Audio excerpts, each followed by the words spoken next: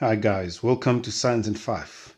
In this video, we're going to do a graphical representation of wave, part 1. Now, the horizontal axis that you see represents the equilibrium line, or the line where the particles of the wave are at rest. The vertical axis represents the displacement of the particles as they move up and down, like that. Now, to help represent the motion of the wave on this graph, I've got a circle, and I'm going to be rotating various points on this circle, and those points I'm going to be mapped on the graph to give an idea of how the wave propagates. Remember, a wave simply means a regular disturbance that is passing through a medium. And in this case, we are looking at the graphical representation of a mechanical wave where there is a need for a medium for the wave to propagate. Okay, so let's imagine that this is my starting point, 0 degrees, and I have an arm that is pointing at 0 degrees.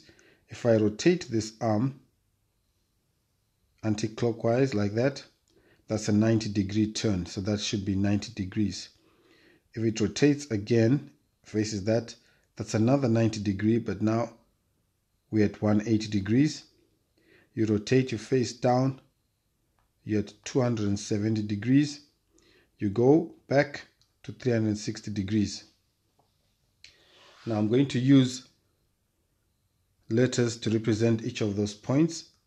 So my starting point is A at 0 degrees, B at 90, C at 180, D at 270, and then finally E at 360 degrees.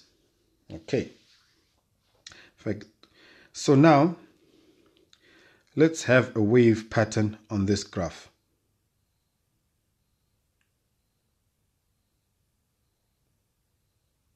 Okay. Now, the wave pattern that we have there, that represents a transverse progression of a wave. Let's map the points that we have, A, B, C, D, and E. So A is the starting point, A.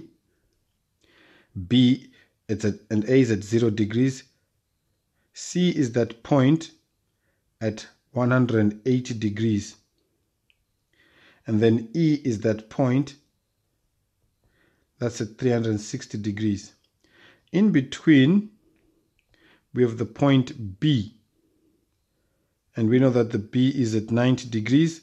In between C and E, we have the point D that's at 270 degrees. So a complete rotation around the circle is 360 degrees, and that's what a complete revolution will also be on this wave pattern. So this 360-degree revolution represents one wave. Okay. Now, in this diagram that I've drawn, if we can extend it, you'll discover that if you add 180 to 360, you end up with 540 degrees. And then there's a point there that is at 450 degrees. Okay? So how many waves are represented on this diagram? Well, this diagram represents a total of 540 degrees. We know that one wave is actually 360 degrees. We can actually work out how many waves is that. The top is divisible by 90.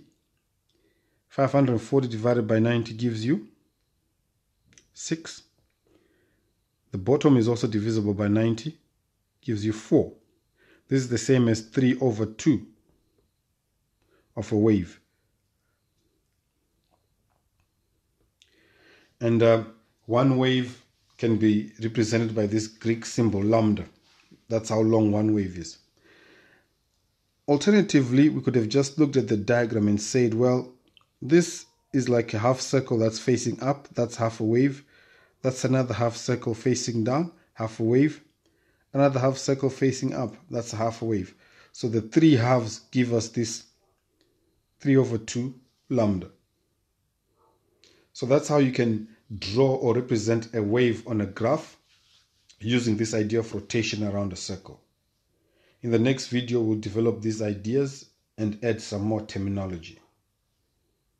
Thanks for watching.